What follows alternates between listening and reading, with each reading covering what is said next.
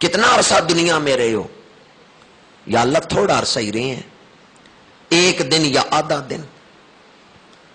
اللہ فرمائے گا تم نے کتنے گھاٹے کا سودا کیا، تھوڑی سی مدت اپنے نفس کو راضی کرتے رہے اور اب ہمیشہ کے لیے تم نے دوزخ خرید لیا۔ 60-70 سال نفس کو راضی کرنا اور پھر ایک لمبا عرصہ دوزخ میں گر جانا، شدید عذاب کا مستحق۔ اور اگر کوئی کافر ہو تو ہمیشہ کے لیے دوزخ میں، 70-80 سال دنیا میں عیاشی سے گزارنا اور پھر ہمیشہ ہمیشہ آگ کے اندر رہنا۔ فیصلہ گھاٹے کا ہے یا نفع کا ہے؟ گھاٹے کا فیصلہ ہے۔ اللہ فرمائے گا تم نے کتنے گھاٹے کا فیصلہ کیا، تھوڑا سا عرصہ اپنے نفس کو راضی کرتے رہے اور اب ہمیشہ ہمیشہ کے لیے دوزخ میں جاؤ گے۔ جاؤ، بھول جاؤ کہ تمہیں کبھی خوشی ملے گی، بھول جاؤ کہ اب کبھی تمہیں راحت ملے گی، بھول جاؤ کہ اب کبھی تمہارے جسموں کو توانائی ملے گی، کبھی تمہارے جسموں کو اچھی صحت ملے گی، بھول جاؤ اب کبھی تمہیں خوشی ملے گی۔ دنیا میں تم نے بڑی عیاشیاں کر لیں، بڑی جھوٹی خوشیاں حاصل کر لیں، اب خوشیاں، راحتیں، جسم کی توانائیاں یہ ختم ہو گئی ہیں تمہاری زندگی سے۔ اب تمہاری زندگی میں عذاب ہی عذاب ہے، اب تمہاری زندگی میں تکلیف ہی تکلیف ہے۔ حدیث مبارکہ موت ختم ہو چکی ہوگی، ورنہ ان دوزخیوں کو اس وقت اتنا رنج ہوگا قلبی طور پہ کہ وہ اس تکلیف سے ہی مر جاتے۔ وہ کہیں گے ہائے ہم مر کیوں نہیں جاتے، ہائے ہمیں موت کیوں نہیں آتی، ایسی زندگی میں کیا مزہ ہے جس میں خوشی نہیں، راحت نہیں، جسم کی توانائیاں ہی نہیں، جس میں تکلیف ہی تکلیف ہے، مصیبت ہی مصیبت ہے۔ اس وقت وہ ہاتھ ملیں گے اور کہیں گے اے کاش ہمیں موت آ جائے، لیکن اس وقت موت ختم ہو چکی ہوگی، پھر موت نہیں آئے گی۔ آئیں آج اس رات شب بیداری کا ایسا پیغام اپنے دل پہ نقش کریں کہ رمضان گزر جائے تو آنے والے مہینے بھی اللہ سے محبت اور اللہ کے رسول سے محبت میں فرق نہ آئے۔ تھوڑا سا عرصہ بندہ مشقت سے، محنت سے بسر کر لے اور ہمیشہ ہمیشہ کے لیے جنت میں چلا جائے، یہ سودا نفع کا ہے یا نقصان کا ہے؟ جہاں میں نے جہنمیوں کے عذاب کی ایک منظر کشی کی، وہاں آئیں دیکھیں اہل جنت کو رب کس اعزاز سے نوازے گا۔ دوزخیوں سے کہے گا بھول جاؤ کہ اب تمہیں کوئی خوشی ملے گی، بھول جاؤ کہ اب تمہیں کوئی راحت ملے گی، بھول جاؤ کہ اب تمہارے جسموں کو کبھی توانائی ملے گی۔ لیکن جنتیوں سے فرمائے گا آؤ میری جنت تمہارا انتظار کر رہی، اب تمہیں کبھی موت نہیں آئے گی۔ موت نہ آئے بندہ زندہ رہے، لیکن بڑھاپا ہو پھر بھی زندگی کا مزہ۔ اللہ فرمائے گا اب تمہیں کبھی بڑھاپا نہیں آئے گا، تم ہمیشہ جوان رہو گے۔ بندہ جوان ہو لیکن بیمار ہو پھر بھی زندگی کا مزہ۔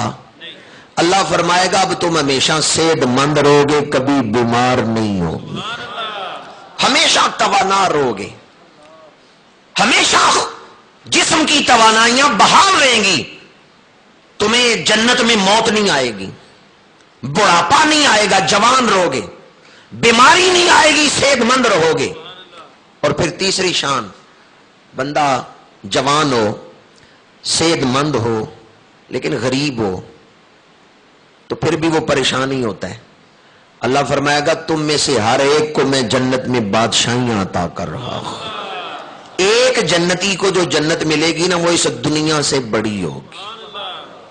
کوئی چھوٹے سے ملک کا بھی بادشاہ ہونا، وہ کہتے ہیں میں بادشاہ ہوں، تو جسے اللہ ساری اس دنیا سے بڑا علاقہ دے دے۔ جنتیوں کو رب فرمائے گا تم میں سے کوئی غریب نہیں ہوگا، تم میں سے کوئی رات کو پیسے کے لیے پریشان نہیں ہوگا، میں نعمتیں کہاں سے حاصل کروں گا، پیسے نہیں بازار سے خریدوں گا کیسے۔ اللہ فرمائے گا یہاں تمہیں کسی شے کی ضرورت ہی نہیں، خواہش کرنا تمہارا کام ہے، پوری کر دینا میرا کام ہے۔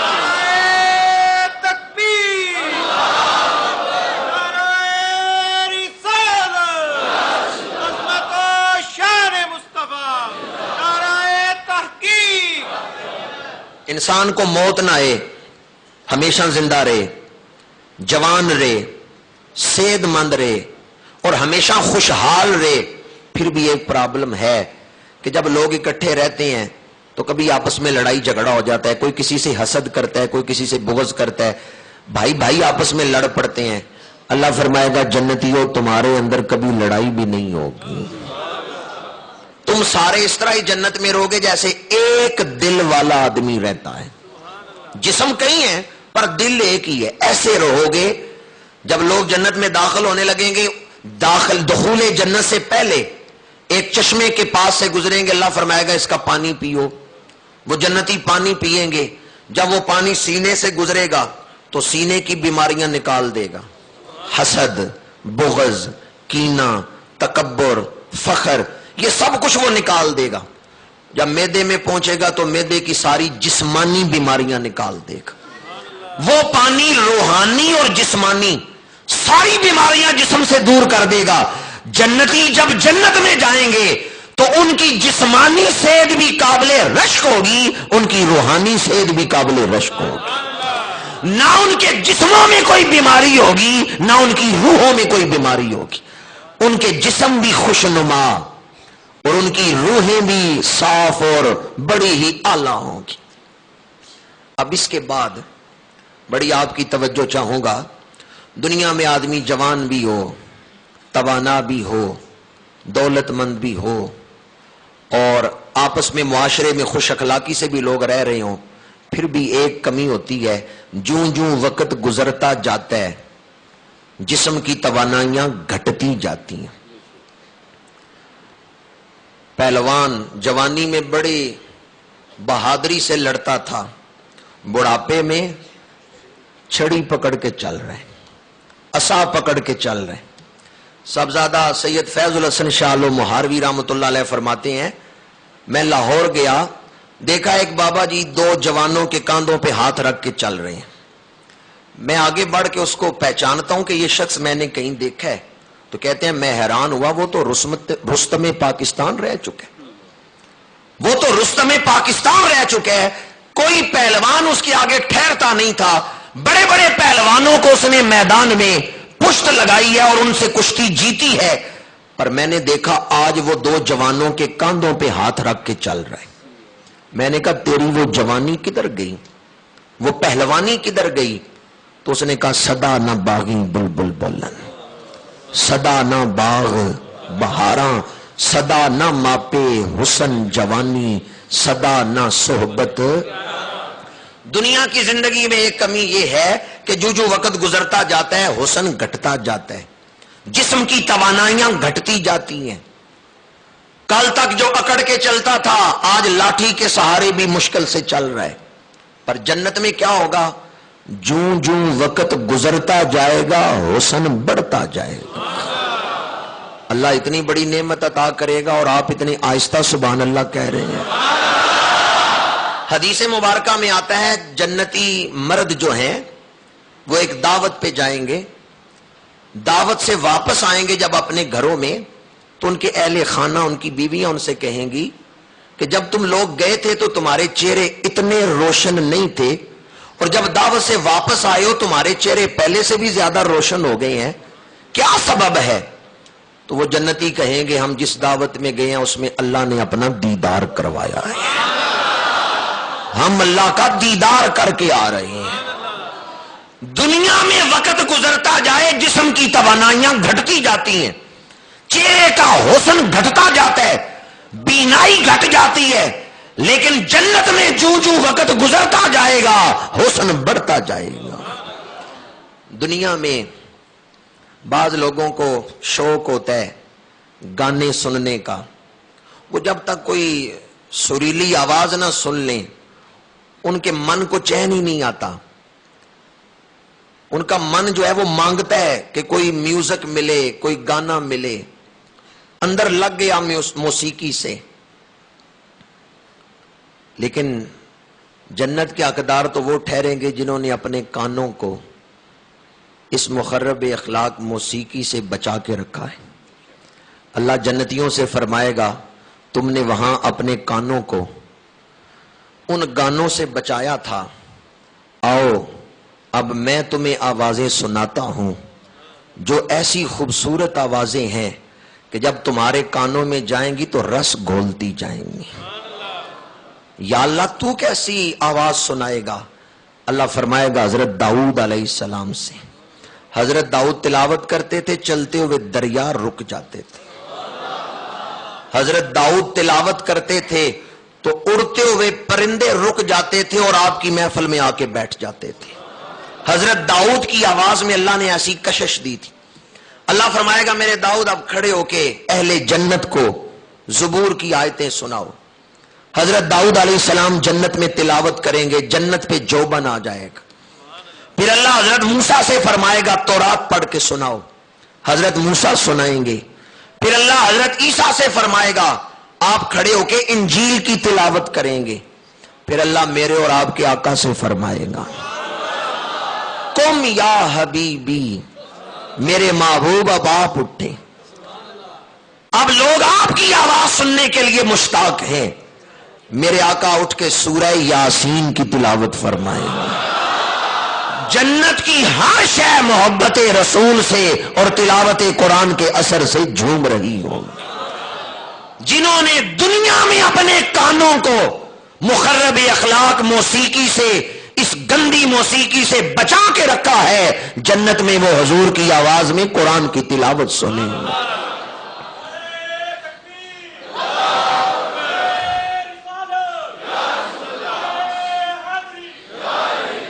میرے آقا علیہ الصلوۃ والسلام سورہ یاسین پڑھیں، کیا سما ہوگا؟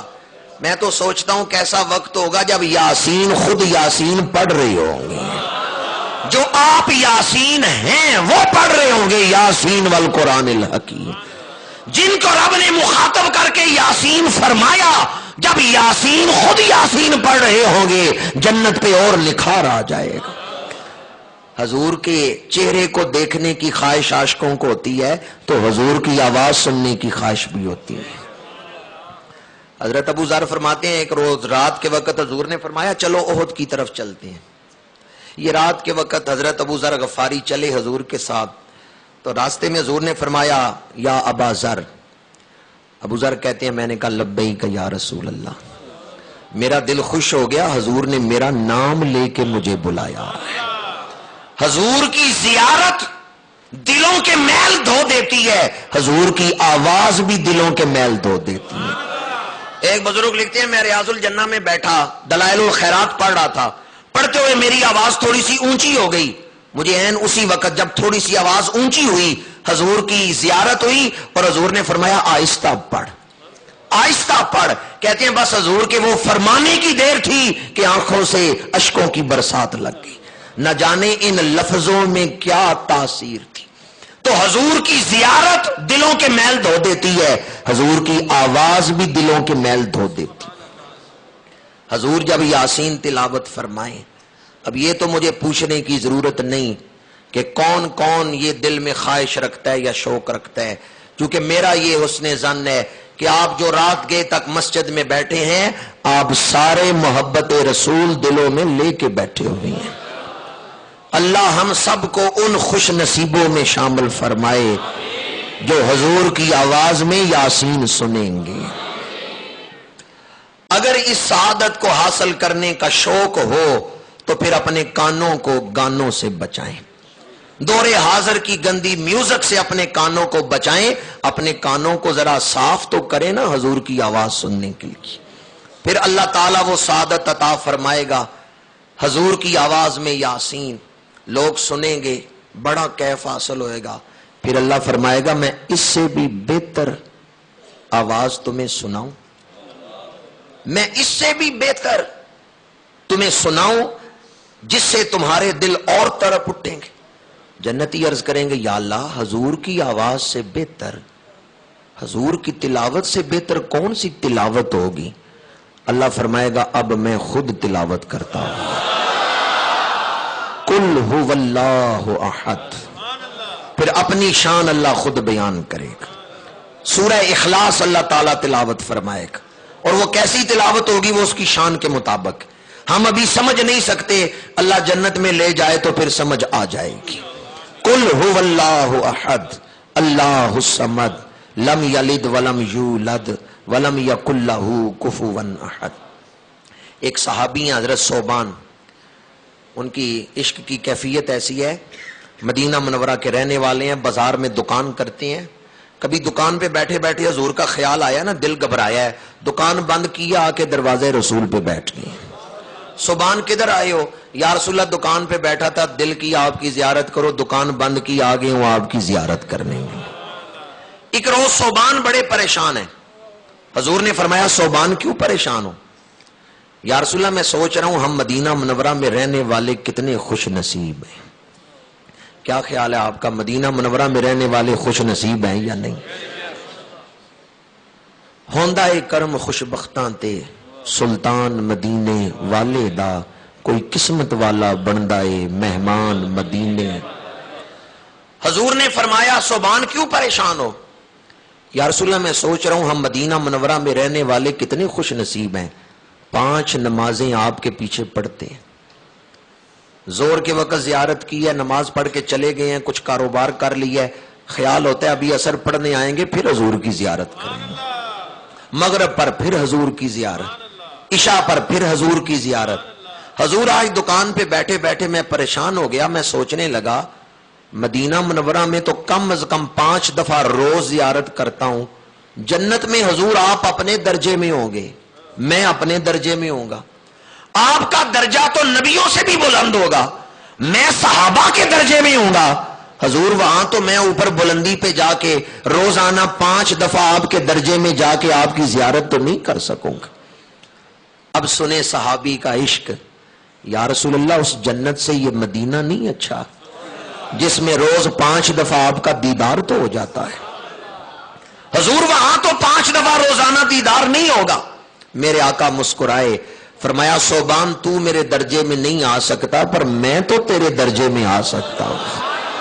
فرمایا ثوبان جنت میں میرے عاشق جب مجھے یاد کریں گے اللہ میرا دیدار انہیں کرا دیا کرے گا، جنت میں جب بھی عاشقوں کا حضور کے عشق میں دل تڑپے گا اللہ تعالیٰ پردے اٹھا دے گا، اپنے محبوب کا دیدار کرا دے گا۔ جنت حضور کے قرب کا نام، اور میں تو یہ کہتا ہوں دنیا میں جو محبت رسول میں رہتے ہیں وہ جنتی کیفیتوں میں ہی رہتے ہیں۔ اپنی گفتگو کو سمیٹنا چاہتا ہوں، میں نے دوزخ کا بھی ذکر کیا، جنت کا بھی قدر ذکر کیا، اب فیصلہ کریں کوئی ایسا شخص ہوگا جو دوزخ کا اتنا عذاب سن کے بھی اور جنت کی اتنی نعمتیں سن کے بھی پھر دوزخ کی طرف جائے، یا کوئی ایسا ہوگا جو جنت کی اتنی نعمتیں سن کے بھی اپنے دل میں جنت کی خواہش نہ رکھتا؟ پچھلی زندگی جو غفلت میں گزری وہ گزر گئی، پر آئیں آج فیصلہ کریں آئندہ زندگی جو گزاریں گے وہ حضور کی محبت میں گزاریں گے۔ کوئی آدمی اصلی نوٹ دے کے نقلی نوٹ لینے کا سودا کرتا ہے؟ 1000 کا اصلی نوٹ لے لو اور نقلی نوٹ